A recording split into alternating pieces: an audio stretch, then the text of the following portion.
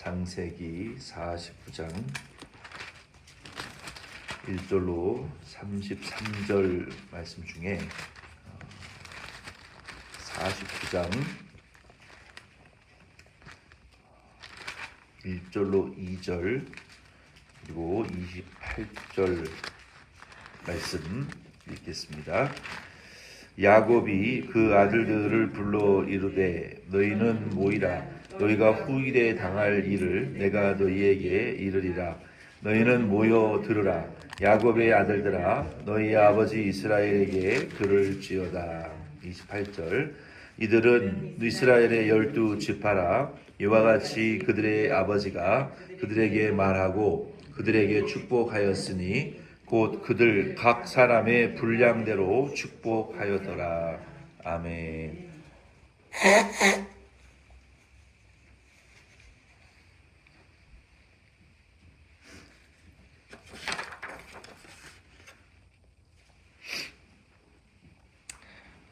창세기 49장 1절로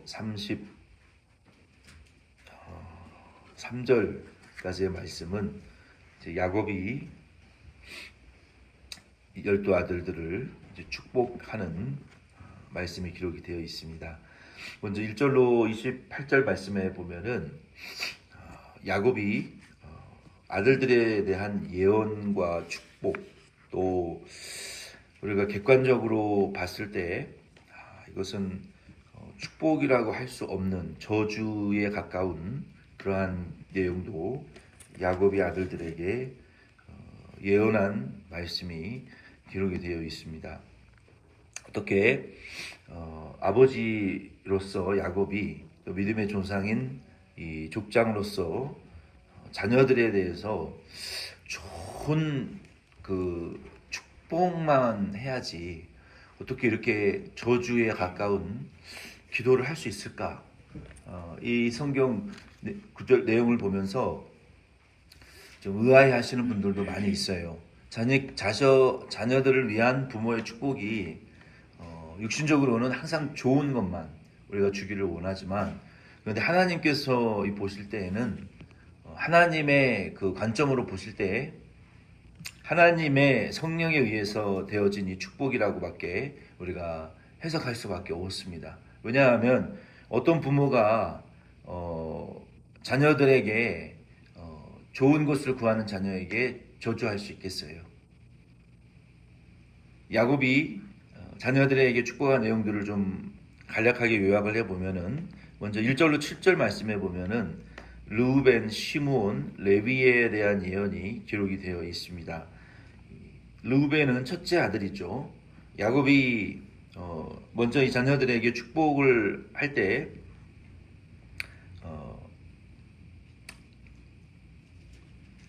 1절 말씀해 보면은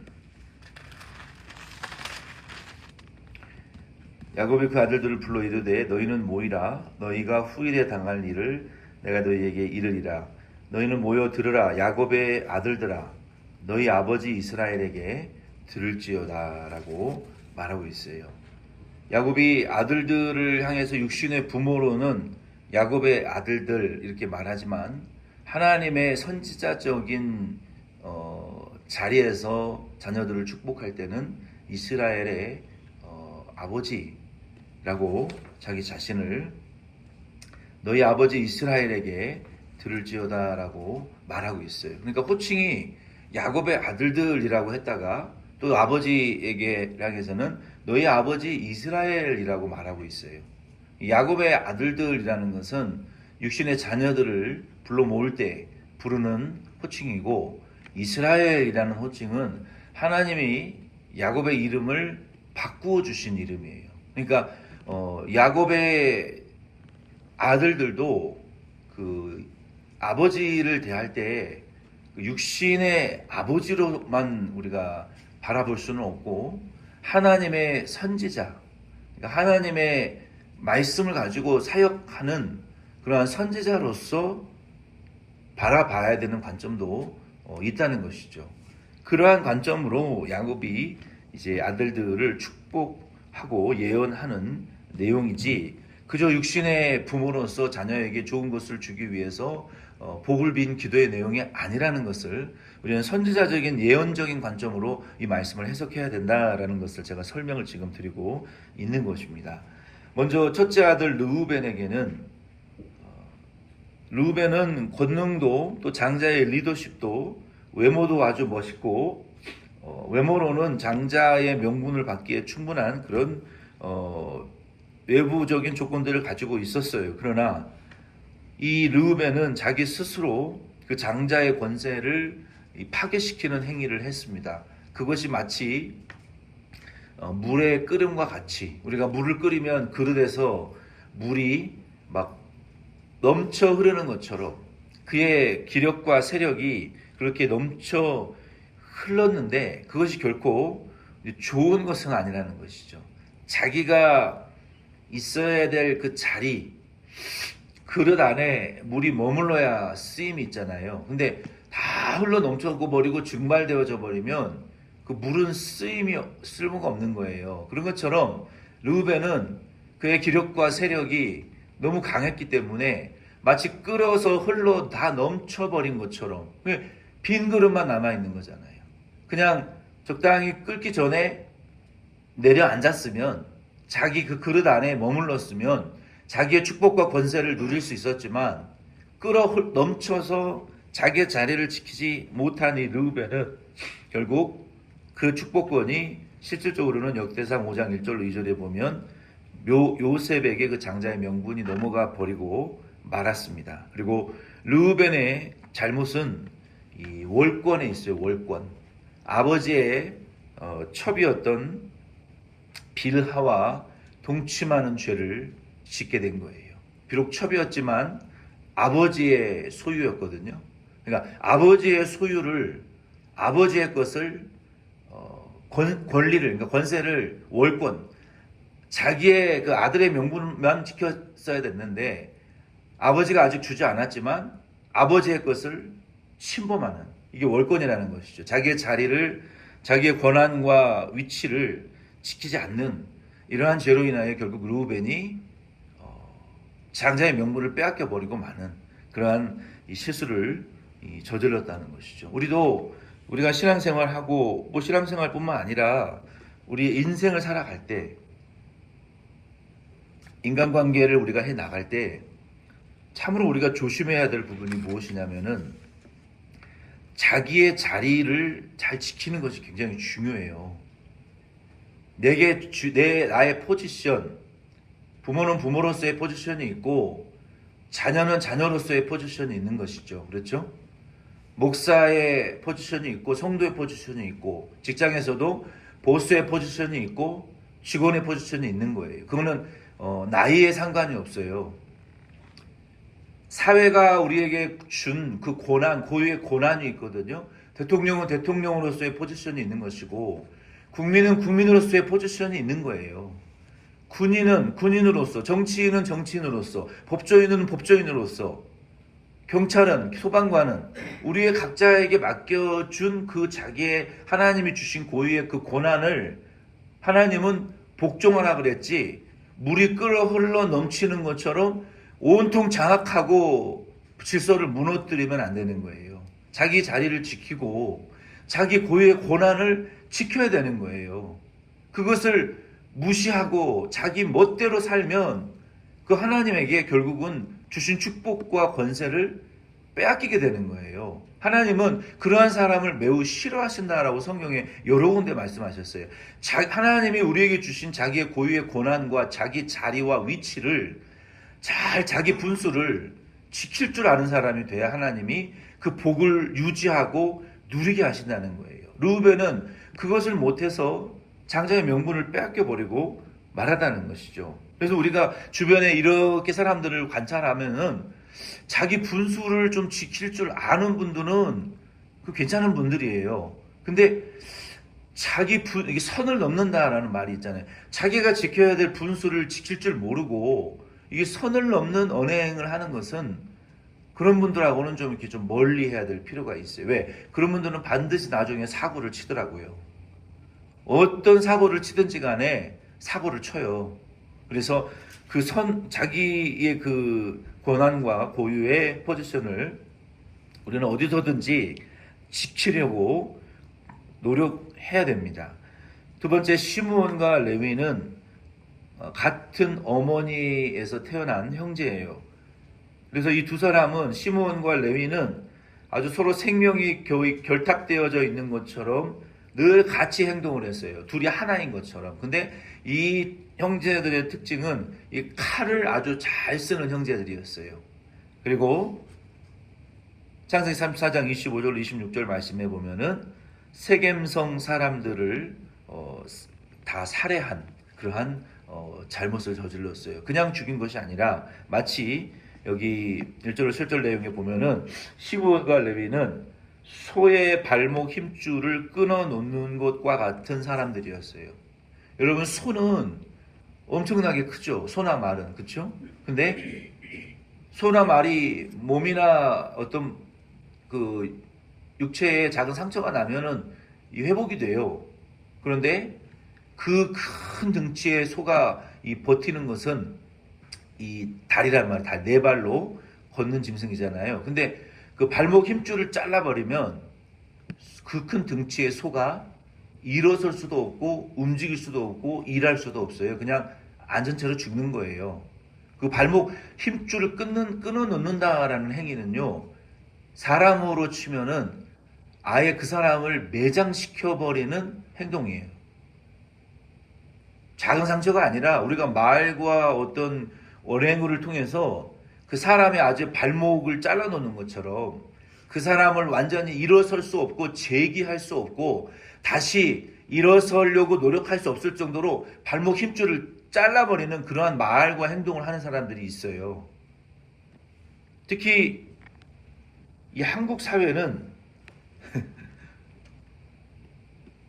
시기를 잘하잖아요. 시기.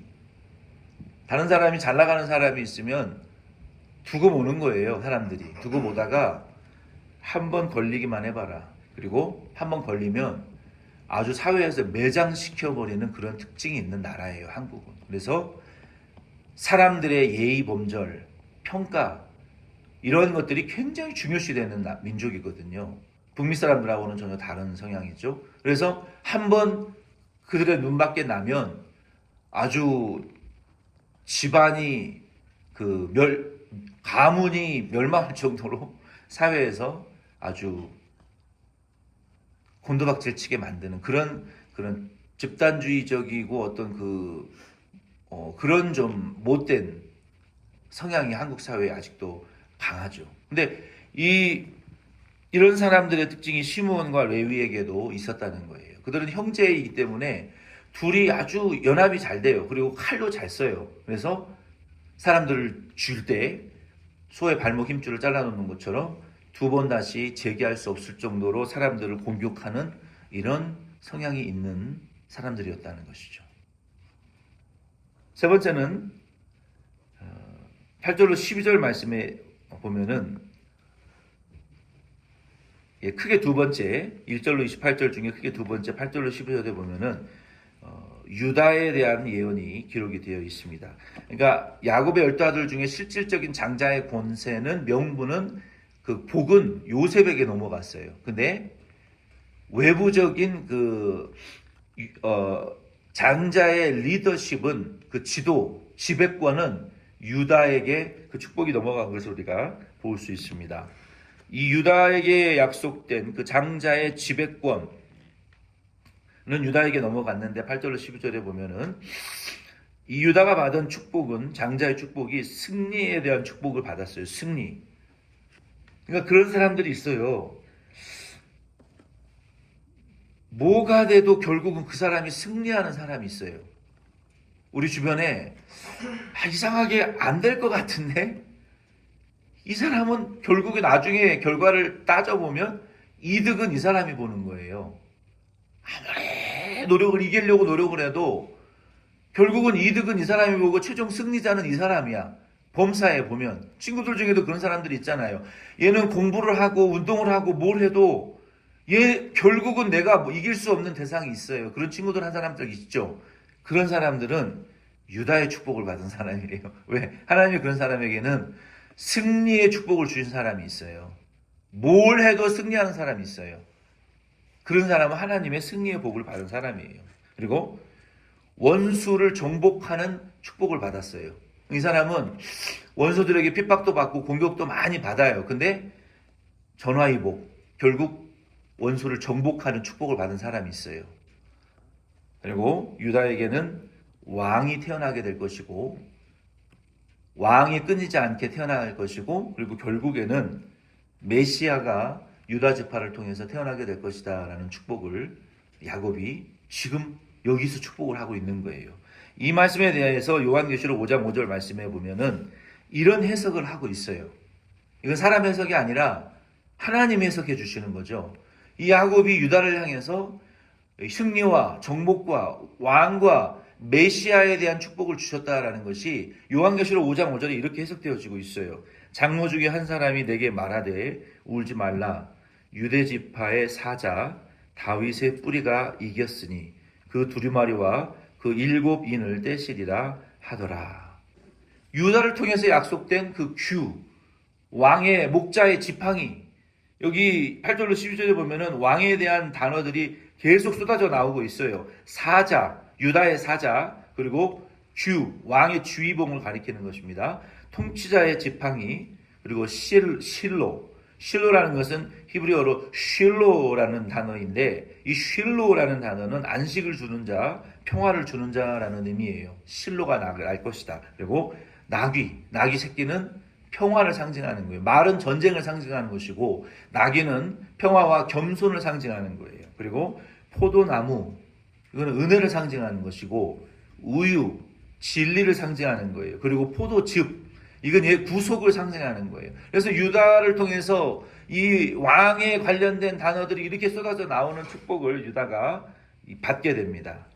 그리고 13절로 15절 말씀해 보면은 스불론과 이사갈에 대한 예언이 나오는데, 이 스불론은 이 북쪽의 항구 도시를 차지하게 될 것이고, 후일에 무역으로 번성하는 복을 받게 될 것이고, 이사갈은 강하고 자기 일에 용감하지만 다른 지파에게는 무관심한 사람이었어요. 그러니까 이 이사갈과 같은 사람도 있어요. 강인한 사람이 있고 자기에 대해서 굉장히 책임감이 강한 사람이 있지만 남에 대해서는 무관심한 사람들도 있어요. 이사갈과 같은 사람이라고 할 수 있죠. 스불론, 장사꾼이에요. 무역을, 이 트레이딩을 기가 막히게 하는 사람이에요. 그래서 결국에는 왕에게 진미를 올릴 수 있는 그러한 무역을까지 하는. 그러니까 우리가 지금 장사를 잘하는 분들은 비즈니스를 해야 돼요. 이러한 장사의 달란트가 없는 분들이 비즈니스를 하면 망합니다. 그러니까 하나님이 주신 자기의 달란트가 무엇인지를 확인하는 게 굉장히 중요해요. 16절로 21절 말씀에 보면은 여종들을 통해서 태어난 4명의 아들에 대한 예언이 기록이 되어 있습니다. 16절 21절에 가장 먼저 등장하는 단이라는 사람은 참 안타깝지만 공격적인 성향이 굉장히 강한 사람이에요. 단. 이 사람은 뱀과 독사와 같은 사람이라고 말하고 있어요. 그러니까 아버지가 아들에게 이렇게 예언한다는 것은 이거는 하나님의 예언자적인 입장으로 성령에 의해서 예언된 것이지 아버지가 아들에게 이러한 예언을 할 수가 없어요. 이 단과 같은 사람은, 단이라는 것은 재판자라는 그런 의미예요. 오솔길이나 이 꾸불꾸불한 풀숲 속에 숨어있는 뱀과 독사와 같이 사람을 물어 먹이를 잡아먹는 이런 사람도 있다는 거예요. 마치 12제자 중에 가룟 유다와 같은 사람이고 혹은 적그리스도와 같은 존재라고 볼 수 있습니다. 왜 이런 해석을 할 수 있느냐? 요한계시록 7장 5절로 8절 말씀에 보면요, 여러분 좀 이상한 기록이 되어 있어요. 여기 야곱의 12아들들을 쭉 얘기를 하면서 이 요한계시록 7장 5절로 8절 말씀에 보면은 단의 이름이 쏙 빠져 있습니다. 단. 왜 그랬을까요? 대신에 므낫세 지파 이름이 들어가 있습니다. 하나님의 어린 양의 피로 그의 의를 입고 구원받은 이스라엘의 12지파는 상징적인 것인데 그 12지파의 축복에 단이라는 지파가 쏙 빠져 있고 므낫세가 대신 들어가 있다는 것입니다. 그래서 안타깝지만 이스라엘의 12아들 중에 이 단은 상징적인 의미에서 가룟 유다와 적그리스도와 같은 존재라고 우리가 해석을 할 수가 있습니다. 그러나 실질 역사적으로는 단 지파 중에서 하나님에게 은혜를 받고 구원받은 사람도 있어요. 상징적인 의미라고 제가 말씀을 드렸습니다. 그리고 갓에 대한 예언도 있는데, 갓은 핍박 중에 승리하는 사람, 아셀은 기름진 식물의 축복을 받은 사람. 이런 분은 농사를 해야죠. 농업의 은사를 받은 사람 아닙니까? 뭘 하든지 기름진 축복, 농산물을 얻어내는 사람. 이런 사람들은 농업을 해야 돼요. 농업. 납달리는 아름다운 소리를 내는 축복을 받았어요. 아름다운 소리는 노래 은사를 받은 사람이에요. 납달리는 여기 사슴의 목과 같은 그런 노래를 잘하는 은사의 복을 받은 사람이고, 그리고 더 영적인 의미로는 마태복음 4장 12절로 16절 말씀해 보면 예수님께서 복음을 전할 때 납달리 지방에서부터 복음을 전파하기 시작하셨다라고 기록되어 있어요. 그러니까 아름다운 소리가 의미하는 영적인 복은 복음을 의미하는 거예요. 우리가 이 아름다운 소리, 복된 소리, 요한계시록 14장 3절 말씀해 보면은 아름다운 소리는 복된 소식, 예수의 십자가와 부활과 재림과 천국의 소리가 아름다운 소리예요. 세상에 아름다운 소리는 없어요. 진짜 참된 아름다운 소리는 예수의 십자가의 복음이고 우리 예수님의 재림과 부활이에요. 왜? 어떤 아름다운 음악과 노래도 우리를 죄에서 구원하지 못하거든요. 그러나 진짜 아름다운 소리는 뭐예요? 예수가 우리를 구원한다. 그게 아름다운 소리인 거예요. 그게 복음이. 그래서 납달리는 이 노래의 은사를 받았지만 결국은 예수의 복음을 증거하는 소리가 진정한 아름다운 소리라는 것을 우리는 이 복음을 통해서 우리에게 깨달을 수가 있는 거예요. 그리고 이제 22절로 27절 말씀해 보면은 라헬의 두 아들에 대한 예언이 기록이 되어 있습니다. 야곱이 자기의 진정한 아내와 자식으로 인정한 가족은 이들 뿐이었어요. 라헬에 대한 두 예언이 요셉에 대한 가장 많은 축복으로 이 예언이 이루어져 있습니다. 22절 27절에 보면 그는 어떤 축복을 받았냐면 담장을 넘는 샘 곁에 무성한 가지다라고 말했어요. 가지가 샘 곁에 뿌리를 받고 자라났는데 그 샘물의 양분을 받아 먹어서 담장 안에만 있는 것이 아니라 집 안에만 있는 것이 아니라 담장을 넘어서 집 밖에 있는 사람들에게까지 복을 나누어 주는, 이게 요셉의 축복이라는 거예요. 요셉의 이름이 대단한 것이고 요셉의 축복이라는 것은 교회가 우리 교회만 축복을 받는 것이 아니라 남의 교회까지도 먹여 살릴 수 있는 그 요셉의 창고와 같은 기근 때에 기근으로 죽어가는 많은 영혼들을 살려내는 그런 담장을 넘어가는 축복이 요셉이라는 이름의 의미의 축복이 있는 거예요. 그리고 핍박을 받으나 승리하는 축복, 이스라엘의 반석인 목자가 나올 것이다 라는 축복, 위로 하늘의 복과 아래로 깊은 샘의 복과 젖먹이는 복과 태의 복, 그러니까 번성의 복이 있다는 것이죠. 그리고 아브라함과 이삭의 축복보다 더 큰 축복을 요셉에게 주시겠다라고 약속했어요. 엄청난 축복이 요셉에게 지금 선포되어진 것입니다. 어떤 아들들에게도 선포되어지지 않았던 복. 그리고 베냐민은 호전적이고 아주 공격적인 성향이 있는 사람이었어요. 베냐민 지파에서 누가 태어납니까? 사울왕이 베냐민 지파의 후손이고, 에스더가 베냐민 지파의 후손이고, 모르드게가 베냐민 지파의 후손이고, 바울이 베냐민 지파의 후손이에요. 그래서 이러한 유명한 믿음의 사람들이 그를 통해서 태어났습니다. 이렇게 아들들에게 대해서 축복을 한 야곱은 선지자적인 예언을 선포한 것이고, 28절 말씀에 말씀하신 것처럼 각 사람의 분량에 따라서 복이 선포되어진 것이다 라고 성경은 말하고 있어요. 이 분량이라는 것은 은사, 하나님의 축복의 그릇, 하나님이 예정한 그 예정 뜻대로 하나님이 복을 선포하신 거예요. 요셉이라고 베냐민이라고 더 많은 축복을 아버지가 축복한 것이 아니라 유다라고 비굴했던 유다라고 며느리와 동침한 유다가 무슨 복을 받을 자격이 있어요. 그러나 하나님의 뜻대로 되는 거라는 거예요.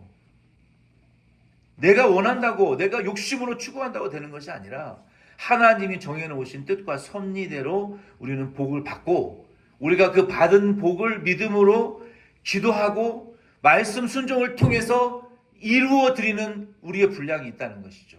그래서 하나님은 이 야곱의 아들들이 이렇게 분량대로 축복하셨고 예수 그리스도의 구원을 구원 사업을 이루기 위한 도구로 이제 쓰셨다는 것이고 29절 33절 말씀에 보면 야곱은 자녀들을 축복하고 가나안 막벨라 굴에 자기를 장사하라고 축복하며 장엄하고 엄중한 임종을 야곱은 이제 마무리를 그렇게 했습니다. 우리도 이 말씀을 통해서 장차 우리가 하나님 앞에 임종을 우리가 맞이할 때 우리도 뭐 어디에 돈이 얼마 있고 어디에 땅이 얼마 있다 이런 유언 우리가 하지 마시고 우리는 하나님의 나라의 이 축복으로 이렇게 예언자적이고 선지자적인 축복을 우리가 할 수 있는 이렇게 멋있고 정말 하나님의 종으로서 우리가 임종을 맞이하고 우리는 자녀들을 향해서 우리가 이 세상 떠나기 전에 하나님의 복이 자녀들을 향한 하나님의 복이 무엇인지를 우리도 깨닫고